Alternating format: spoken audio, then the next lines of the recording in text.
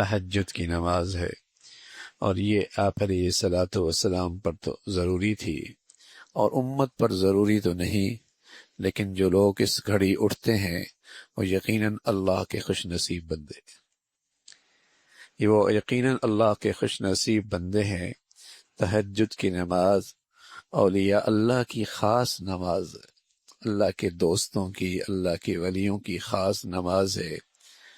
تہجد کی نماز۔ جو فجر کی نماز کا اذان کا جو وقت شروع ہوتا ہے، طلوع فجر سے پہلے کا جو وقت ہوتا ہے، اگر کسی کو آدھا گھنٹہ بھی نصیب ہو جائے، 15 منٹ بھی نصیب ہو جائے اور چند رکعتیں بھی نصیب ہو جائیں تو یہ بڑی سعادت اور خوش نصیبی کی بات ہے۔ یہ گھڑی ہوتی بھی ایسی ہے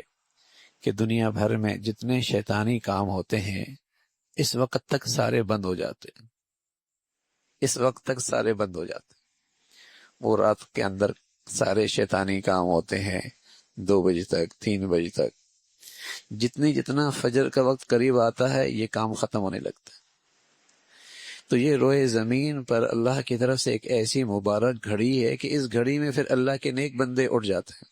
اور وہ اللہ کے سامنے قیام میں، رکوع میں، سجدوں میں، دعاؤں میں مصروف اور مشغول ہو جاتے ہیں۔ شیطانی کام اس وقت تک ختم ہو جاتا ہے، رات بھر رہتے ہیں،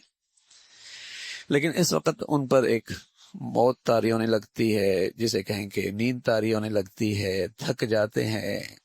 اور اس وقت پھر تر و تازہ اٹھتے ہیں ایمان والے، اللہ کے خاص بندے، نیک بندے، اور وہ اس گھڑی پھر اللہ کی عبادت میں مشغول ہوتے ہیں۔ تتجافى جنوبهم عن المضاجع يدعون ربهم خوفا وطمعا، ان کے پہلو بستروں سے الگ ہو جاتے ہیں، یہ اللہ کو بڑے